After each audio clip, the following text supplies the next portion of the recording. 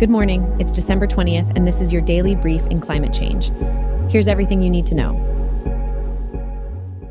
The COP28 climate talks concluded with an agreement among nearly 200 nations to transition away from fossil fuels and aim for net zero emissions by 2050. The agreement includes commitments to triple renewables and double energy efficiency by 2030. Concerns were raised over the lack of clear requirements and timelines for phasing out fossil fuels, as well as the influence of fossil fuel lobbyists. Issues regarding inadequate funding for the energy transition and financial burdens on developing countries were also brought up. Despite the commitments, critics argue that loopholes exist for oil and gas companies to continue using fossil fuels. COP29 will focus on phasing out fossil fuels and securing funding for the energy transition. The success of these commitments depends on world leaders taking action and facing potential opposition from the oil and petrochemical industries. Urgent action is required to manage risks and mobilize financing for sustainable development. The Biden administration has proposed changes to national forest and grassland management plans to protect old-growth trees and fight climate change. The proposal seeks to restrict commercial timber harvests in old-growth forests, but permits logging in mature forests. The initiative is in response to increasing threats to forests from wildfires, insects, and disease due to climate change. Old-growth trees are vital for carbon storage and wildlife habitat. The plan includes revising the Northwest Forest Plan and promoting sustainable local economic development. The proposal has support from environmentalists but is opposed by the timber industry. If approved, this would be the first nationwide change to U.S. Forest Service management plans, expected to be finalized by early 2025. Public comments on the proposal can be submitted until February 2nd, 2024.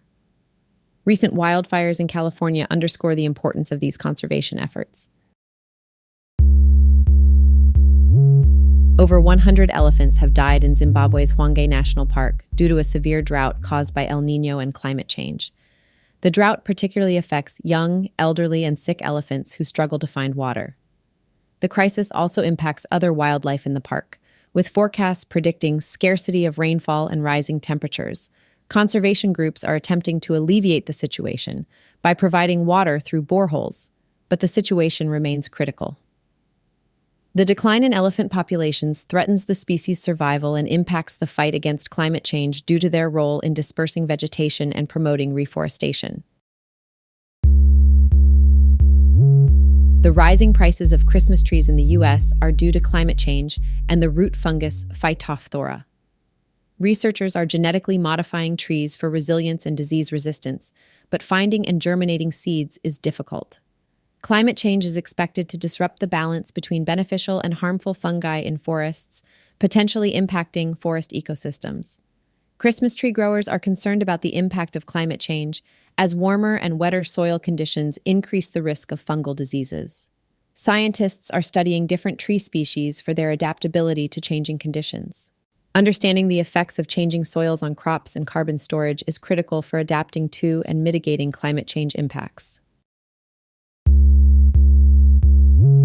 The Resilient Coast and Estuaries Act, a bipartisan bill, has been introduced by Rep. Mike Levin, Rep. Suzanne Bonamici, and Rep. Jen Kiggins.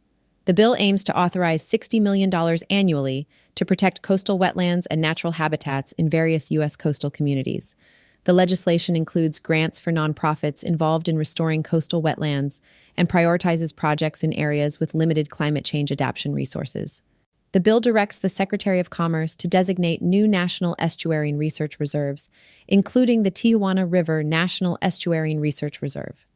The legislation is seen as an extension of the expired Coastal Zone Management Act of 1972, emphasizing the importance of preserving natural resources and preparing coastal communities for climate change impacts. This has been your daily brief in climate change. To read more about these stories, follow the links in the episode bio. You can also subscribe to these updates at www.brief.news. And for more daily podcasts about the topics you love, visit www.brief.news/podcasts. Tune in tomorrow. We'll be back with everything you need to know.